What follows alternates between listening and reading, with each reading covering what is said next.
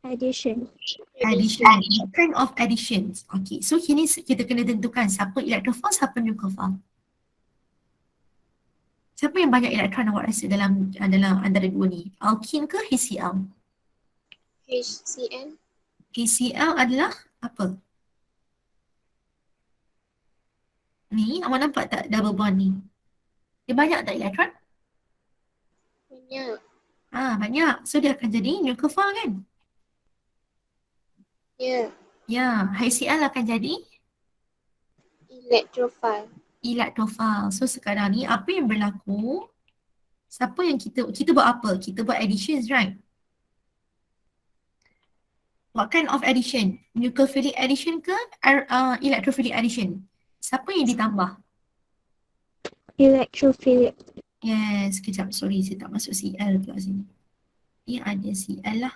So kita ada electrophile yang kita akan add dekat dia. So kita tulis sini electrophilic addition. Okay, then we have the C. C kita ada C double bond C juga.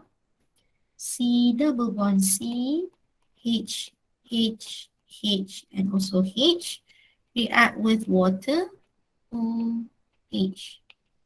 Okay, and then kita ada acid catalyst in here, H2SO4 to become 1, 2, CH3, CH2, OH. Okay. Kita buat apa? Additions ke, substitutions ke, rearrangements ke, apa benda? Addition. Hmm? Addition. Additions, good. Addition jenis apa? Sama tak macam tadi? Sama. Sama sahaja. Bila melibatkan double bond, C carbon-carbon double bond, dia memang electrophilic addition sahaja. Nanti kita akan belajar lagi lah banyak dekat dalam chapter 5. Okay, untuk D pula, we have these, kita tengok sini. You initially got single bond, C, 1, 2, 3, and then we have CH3, CH, Br, and then we have CH3, right? Okay, lepas tu kita undergo reactions with KOH, alcohol, and also heat. They will become C double bond C. H3 jadi H2. Lepas tu kat sini tinggal H dah buang Br. Kita tinggal CH3 now. Plus dengan HBr. From single bond to become double bond. Additions, eliminations, rearrangement or substitutions takes place in here. Elimination. Yes, eliminations. You initially got banyak single bond tapi bila dah kurang dah jadi eliminations. Okay, what about E? With the presence of UV, UV. Bila ada UV je tahu dah satu je apa benda? Free radical substitution. Free radical. Okay, saya bagi nampak sikit. Awak ada CH4. CH is non-polar bond. You want to substitute with these halogen, okay, Br. But then, in order for you to break the non-polar bond, you require this light, the UV light, untuk undergo homolytic cleavage. Nanti barulah kita boleh substitute jadi CH3 Br plus with HBr lah. Dia tak semestinya akan jadi radical. Okay, kadang-kadang dia terus bercampur je jadi compound. So this is free radical substitutions. Okay, last one. Okay, you're given this aromatic compound to start with, only the benzene, and then you undergo reactions with nitric acid with the presence of this acid catalyst under certain temperature, 50 to 55 degrees C, and you substitute directly on this aromatic ring is the NO2. Nampak tak dia directly attached to it? Okay, maksudnya substitutions berlaku melibatkan aromatic ring. What is the name of this? What is the type of reactions taking place in here? Addition. Electrophilic, aromatic, substitution. Kenapa kita kata substitution? Basically, Asalnya awak ada hidrogen je dekat sini, setiap satu ni. Tapi bila dia undergo substitutions, dia akan tukar dengan NO2. Okay, so kita dah reserve dah substitutions. And then, sebab kita tak ubah apa-apa kat sini, maksudnya electrophile yang kita akan tambah means nanti awak akan belajar lagi detail dalam chapter 6. Diorang dua ni akan react first, and then once they react, dia akan become the electrophile. Okay, in terms of NO2 plus. So NO2 plus compared to benzene ring, NO2 plus tu dia adalah electrophile. So electrophile being substituted ke mana? Ke aromatic compound. So this aromatic compound akan jadi dia punya nucleophile lah. Okay. Last but not least, habis dah kan? Okay, last dah ni. Sikit lagi. State the type of reactions for the following. When you have this cyclic structure, not necessarily benzene, dia bukan benzene, and you want to substitute this Br with the presence of UV, what is the type of reactions involved? Free radical. Free radical. Free radical apa? Addition. Substitution. Substitution. Free radical on the species. Substitution. And then here, you initially got single bond. Tiba-tiba dekat sini dapat double bond. Type of reactions apa kita terlibat dalam ni? You add, you eliminate, you substitute, or you rearrange. Eliminate. Yes. Eliminate. Elimination got no nucleophilic or electrophilic. Elimination is just eliminations. Okay, and then here, you have this benzene ring. Benzene ring remain unchanged, but then you substitute this alkyl group to it. You initially got hydrogens, but then you substitute them with this alkyl group. That involves aromatic compound. So H tukar jadi alkyl group, kita undergo reaction apa? Eliminations, additions, substitutions, or rearrangement? Substitution. Substitution. Yes, substitution. Substitution sekarang berlaku dekat compound apa ni? Aromatic kan? Yes. Yes. Tapi dia melibatkan nucleophilic yang being substituted or electrophile yang being substituted. Electrophile. Ya, so nama dia electrophilic aromatic substitution. Dari so nanti kita belajar lagi detail chapter 6. Okay, and then here, look, you have 1, 2, 3 carbon. H ada 6, O ada 1. Sini 1, 2, 3 carbon. Okay, H ada 6, O ada 1. Sama tak general formula dia? Molecular formula dia? Sama. Sama. So you tak add apa-apa, you tak eliminate apa-apa, you tak substitute apa-apa. Apa yang you buat? Rearrange. Yes, rearrangement.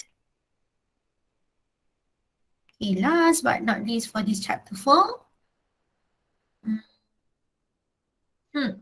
So in here we reserve the double bond, the benzene ring. Okay, when we reserve the benzene ring, what will happen here?